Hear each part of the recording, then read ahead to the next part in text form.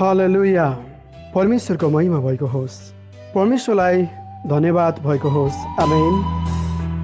विश्वभरि छरिएर रहनुभएका सम्पूर्ण प्रभुका अति नै प्रिय पवित्र जनहरूप्रति ख्रिस्टीय अभिवादन। जय मसीह। लामो समयदेखि हजुरहरूको हृदयभित्र खड्किएको कुरालाई आज म परमेश्वरको वचनबाट राख्न चाहन्छु। अनि जुन प्रकाश परमेश्वरले मलाई दिनुभएको छ, अनि यो प्रकाशले तपाईँको जीवनमा जुन परिस्थिति भएर गइराखेको छ त्यो कुरालाई स्पष्ट रूपमा तपाईँले जान्नको लागि, बुझ्नको लागि आत्मिकी आँखाहरूलाई खोलिदिनेछ भन्ने कुरा म विश्वास गर्दछु।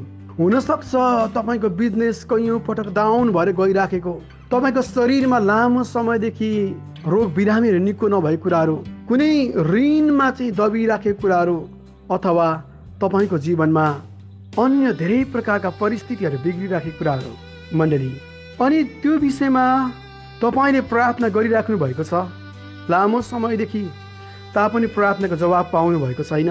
अनि यस विषयलाई आज म केही कुराहरू राख्न चाहन्छु। हरेक व्यक्तिको जीवनमा केही न केही अभाव, घटीकमी, दुःख, कष्ट, बिमारी अथवा कुनै पनि परिस्थिति चाहिँ हुन्छै हुन्छ मण्डली। कैयौँ पटक हाम्रो प्रार्थनाको जवाब चाहिँ तुरुन्तै आउँछ, कैयौँ पटक हाम्रो प्रार्थनाको जवाब आउनको लागि समय लाग्छ भने कतिपय प्रार्थनाको जवाब चाहिँ आउँदैन। किन? वाइ? आज यो कुरालाई पनि हामी हेर्नेछौँ।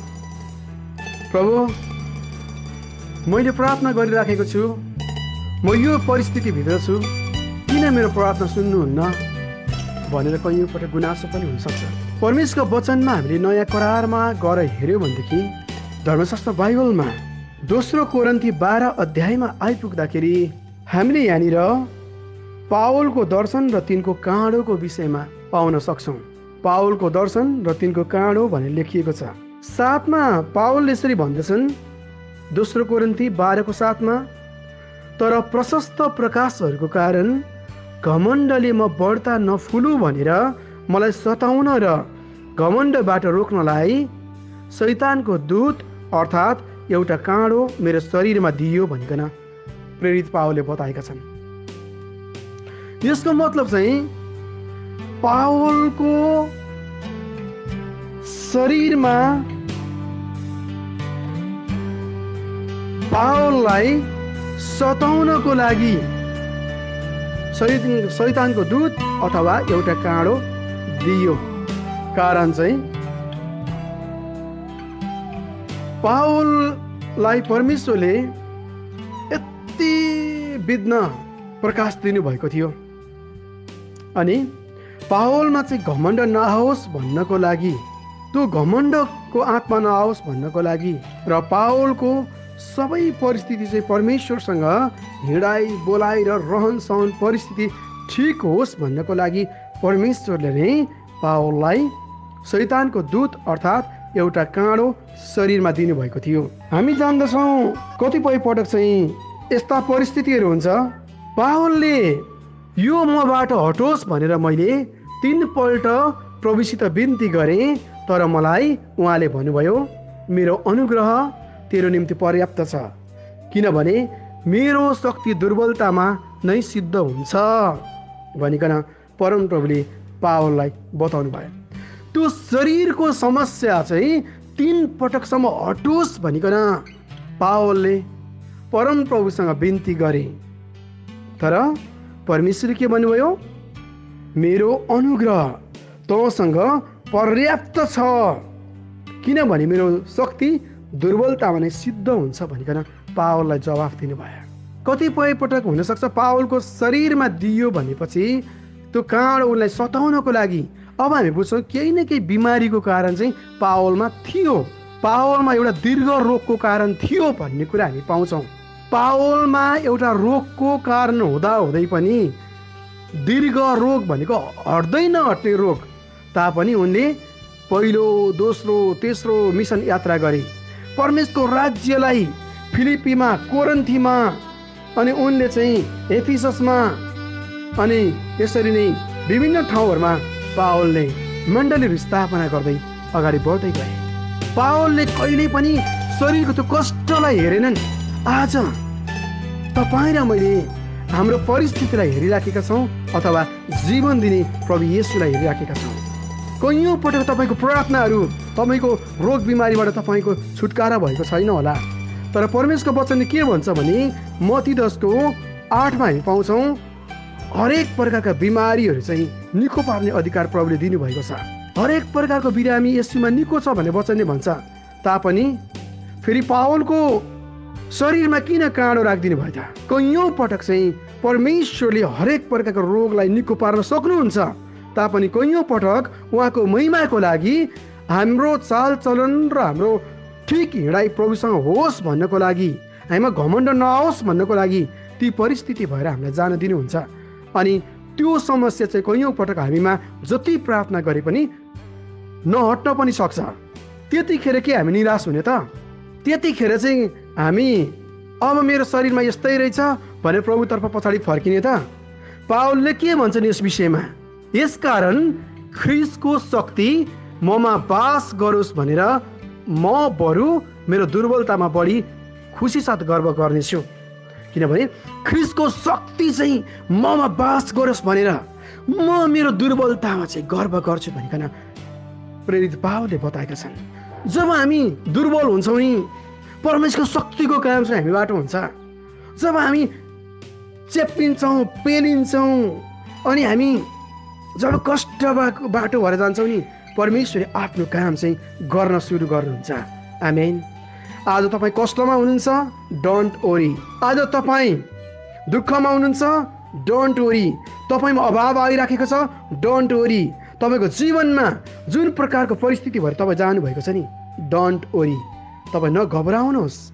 परमेश्वरको अनुग्रह तपाईँसँग छ, त्यो पनि प्रशस्ततामा छ। तपाईँको जीवनमा कष्ट हुँदै जाँदा पनि प्रशस्तताको जीवन परमेश्वरले तपाईँमाथि खनाउनु भएको छ। आमेन। हामी धन्यवादी हुनुपर्छ। यसरी पावलले थ्याङ्कफुल भएको कुरालाई ख्रीष्टको शक्ति ममा वास गरोस् भनेर म बरु मेरो दुर्बलतामा बढी खुसी साथ गर्व गर्नेछु भनिकन उनले भन्नेछन्। यहाँ भन्दैछन् यसकारण ख्रीष्टको खातिर दुर्बलताहरूमा, बदनामीहरूमा, कठिनाइहरूमा, सतावटहरूमा, आपदहरूमा म सन्तुष्ट रहन्छु, किनकि जब म दुर्बल छु तब म शक्तिशाली छु। आमेन। हालेलुया। जस्तोसुकै बदनामी किन नहोस्, अभाव, घटी-कमी, रोग, बिमारी, कष्ट किन नहोस्, तर परमेश्वरको शक्ति चाहिँ तपाईँ र म भित्र छ। उहाँको त्यो महिमा चाहिँ तपाईँ र मबाट भएर गइराखेको छ। उहाँको अनुग्रह चाहिँ तपाईँ र म भित्र छ। आमेन। यस कारणले गर्दाखेरि पावलले धेरै पटक चाहिँ आफ्नो जीवनमा उनी बिमारी अवस्थामा भएर गएको कुराहरू आफ्नो पत्रहरूमा लेखेका छन्।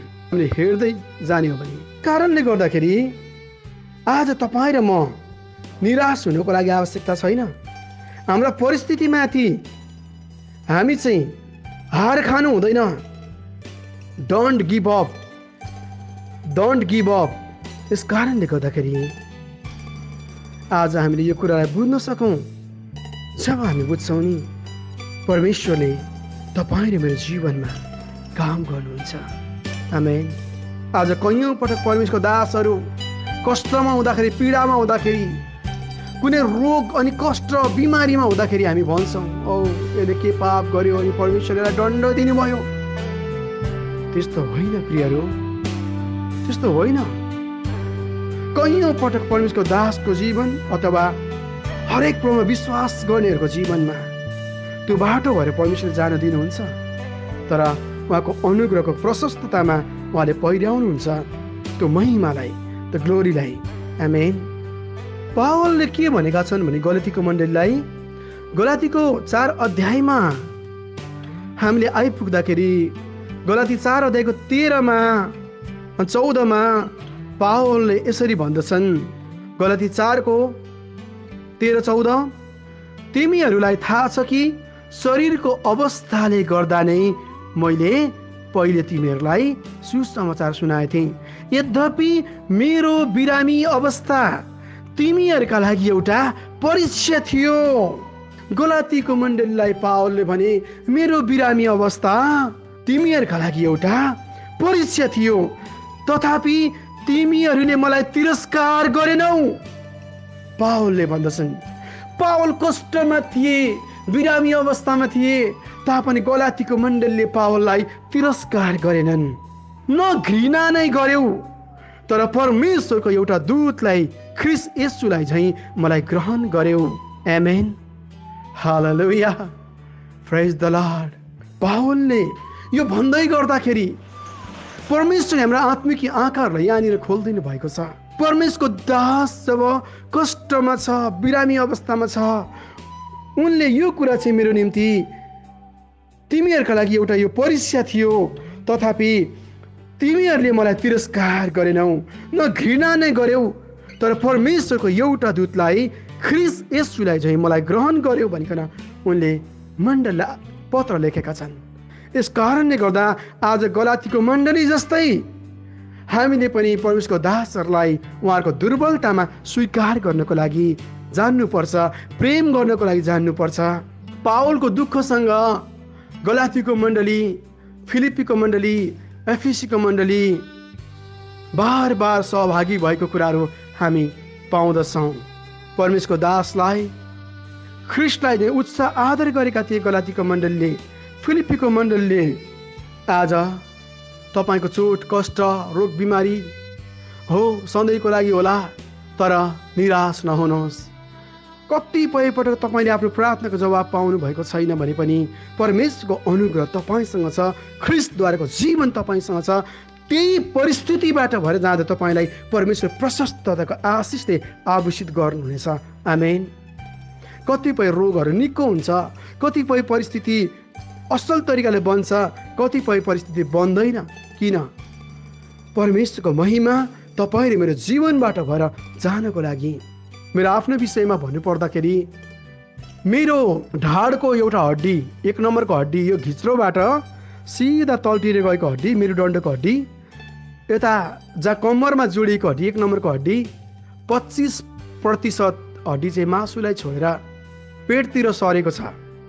मण्डली, आजभन्दा लगभग यो 63-64 सालतिरको कुरो हो। धेरै वर्ष भइसकेको छ। यस्तो चाहिँ 12-13 वर्ष समथिङ भइसक्यो। यो अवस्थामा म रहेको, 4 महिना बेडमा बसेको थिएँ। म हिँड्न सक्ने अवस्था थिएन। त्यतिखेर नि म चाइनाको बोर्डरमा थिएँ। एउटा माथि गाउँ उक्लेर जानको लागि, निसोपाखा भन्ने ठाउँ जानको लागि 2 घन्टा लट्ठी टेकेर हिँड्नु पर्थ्यो मलाई। म बेलुकी बिहानमा लट्ठी टेक्दै चाइना बोर्डरको पुलमा आउँथेँ कोदारीको। अनि त्यहाँनिर अर्काले दिएको 10 पिस कपडा चाहिँ दिनभरि लाएर ढुकेर अनि पार गर्नु पर्थ्यो। 100 रुपियाँ पैसा दिन्थ्यो, 100 रुपियाँ। एकचोटि भन्दा अर्कोचोटि ल्याउन मिल्दैन थियो। अनि त्यो 100 रुपियाँ पैसा बोकेर अनि म फेरि पनि लट्ठी टेक्दै फेरि 2 घन्टा उकालो लागेर बेलुका निसोपाखा भन्ने गाउँमा पुग्थेँ। मेरो जीवन लगभग 2 वर्ष चाइना बोर्डरमा बितेको थियो। मण्डली, अनि जब 4 महिना बेडमा परिसके पछाडि, 4 महिना पछाडि लट्ठी टेक्दै मैले त्यो काम गरेँ। त्यस पछाडि म काठमाडौँमा परमेश्वरले मलाई ल्याउनु भयो। अनि काठमाडौँमा आएर कुनै पनि काम थिएन, मेरो बस्ने ठाउँ थिएन, खाने ठाउँ थिएन। एकजना टेम्पो चलाउने मान्छेको कोठामा बसेँ म, जसलाई मैले एकचोटि मात्रै काठमाडौँबाट टेम्पो चलाउने व्यक्ति सुनधाराबाट तिनचुलीमा टेम्पो चलाउने व्यक्ति चिनेको थिएँ। अनि उहाँलाई काठमाडौँ आएर भेटेपछि उहाँहरूले मलाई स्वीकार गर्नुभयो। अनि म उहाँहरूसँग केही वर्ष बसेँ र उहाँले मलाई टेम्पो चलाउन सिकाइदिनु भयो, ट्याक्सी चलाउन सिकाइदिनु भयो, लाइसेन्स बनाइदिनु भयो। अनि मलाई काठमाडौँमा बस्नको लागि सहज वातावरण बनाइदिनु भयो। अनि त्यस पछाडिको दिनहरूमा म अटो चलाउँदै प्रभुको सेवाकार्य काठमाडौँमा सुरुवात गरेँ।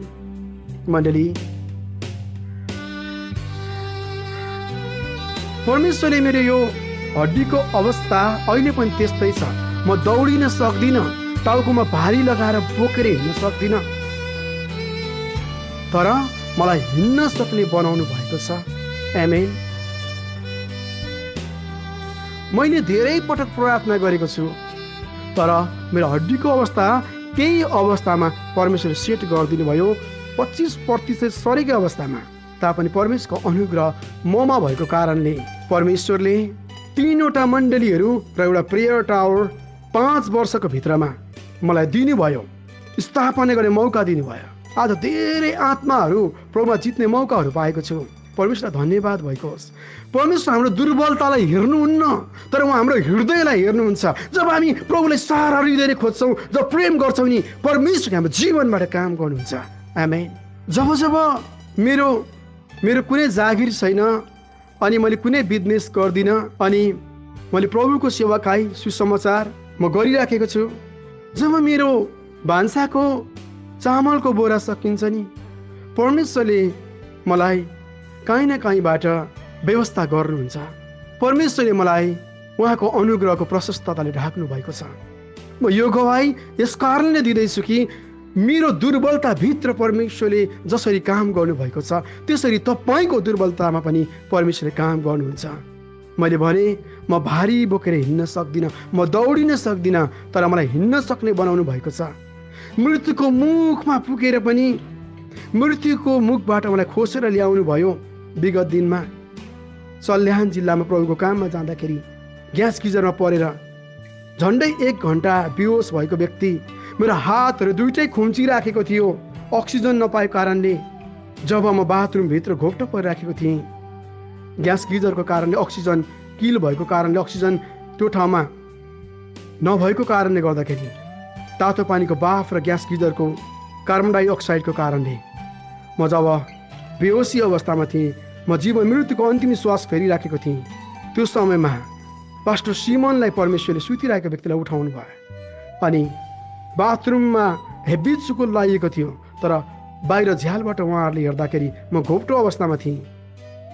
अनि 15 मिनट लाग्यो भन्नुभयो। उहाँहरूले झ्यालबाट त्यो चुकुलमा लामो 6 फिटको लट्ठी ल्याएर किल्ला ठोकेर त्यसबाट त्यो चुकुल खोल्नको लागि त्यतिखेर पुलिस र एम्बुलेन्स आइसकेको थियो। त्यतिखेर जब मलाई बाथरुमबाट बाहिर निकाल्नु भयो, तब मेरो दुइटै हातहरू खुम्चिसकेको थियो अनि 3 जना व्यक्तिले मेरो हातलाई समातेर तान्नुहुन्थ्यो। फेरि त्यो हात स्प्रिङ जस्तो भएर माथि जान्थ्यो। म बेहोस अवस्थामा थिएँ, डह्रो भएको अवस्थामा थिएँ, अक्सिजन नपाएर। मेरो शरीरमा जब चाहिँ मलाई हस्पिटल पुर्याइयो, हस्पिटल पुर्याउँदाखेरि मेरो शरीरमा जम्मा 30 मात्रै थियो भनेर भन्छ डक्टरले अक्सिजन। अहिले मानिसलाई 94 भन्दा माथि चाहिन्छ अक्सिजन। अहिले 94 भन्दा मुनतिर जब अक्सिजन झर्छ नि मानिस आत्तिन थाल्छ।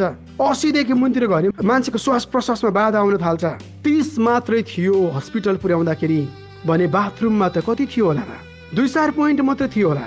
अन्तिम जीवनको श्वास फेर्दै गर्दाखेरि मृत्युको मुखबाट मेरो परमेश्वरले मलाई झिकेर ल्याउनु भयो। जब म सैनिकमा जागिर खान्थेँ त्यतिखेर बम मेरो छेउछेउमा, युद्धको समयमा छेउछेउमा बमहरू झरिराखेको थियो, अनगिन्ती बमहरू झरिराखेको थियो। मेरो परमेश्वरले मलाई त्यो बमको चालवाला पूर्जा नै बन्द गरिदिनु भयो। एउटा पनि ग्रेनेडहरू, ह्यान्ड सकेटहरू मेरो अगाडि पड्किएन, तर म जहाँ थिएँ त्यो ठाउँको वरिपरि 1 हात, 2 हात, 3 हातको पर अनगिन्ती बमहरू थिए, एउटै पनि बम पड्किएन। परमेश्वरले ममाथि गर्नुभएको अनुग्रह धेरै गवाईहरू छ यस्तो परमेश्वरले मेरो जीवनमा गर्नुभएको। यसै कारणले गर्दाखेरि परमेश्वरको वचनमा जब हामी पक्रेर हिँड्छौँ, जब हामी परमेश्वरको भयमा जिउँछौँ, जब हामी परमेश्वरमा भरोसा राख्छौँ नि, परमेश्वरले हामीलाई उहाँको स्वर्गीय सुरक्षा र आशिष ढाक्नुहुन्छ। यसैया 43:2 भन्छ, त पानीबाट भएर जाँदा म तेरो साथमा हुनेछु, त नदीहरूबाट भएर जाँदा तिनले तँलाई डुबाउने छैनन्, त आगोबाट हिँडेर जाँदा डर्ने छैनस्, त्यसको ज्वालाले तँलाई भस्म पार्ने छैन, किनभने म परमप्रभु तेरा परमेश्वर हुँ। आमेन। मैले बुझ्न सकेँ मेरो परमेश्वरको अनुग्रह ममा प्रशस्त छ भन्ने कुरा, अनि त्यो अनुग्रह, जीवित परमेश्वरको अनुग्रह तपाईँको जीवनमा छ। आमेन। निराश नहुनुहोस्, डोन्ट गिभ अप, हार नखानुहोस्। परमेश्वर तपाईँसँग हुनुहुन्छ। मलाई बार बार मृत्युको मुखबाट खोसेर ल्याउनु हुने परमेश्वरलाई म धन्यवाद भन्दछु। आउनुहोस् प्रार्थना गर्छौँ। स्वर्गीय पिता, धन्यवाद छ तपाईँको अनुग्रहको लागि, तपाईँको प्रशस्तताको लागि, तपाईँको कृपाको लागि, तपाईँको उपस्थितिको लागि। आज जति पनि तपाईँको प्रियजनहरू आज निराशतामा हुनुहुन्छ, तपाईँको सामर्थ्य र शक्तिले भर्नुहोस् प्रभु, तपाईँको त्यो ग्लोरी र महिमालाई देख्न सकुन् येशू प्रभुको नाममा। आमेन। God bless you. म पास्टर फेथ ग्राउन्ड नेपालबाट।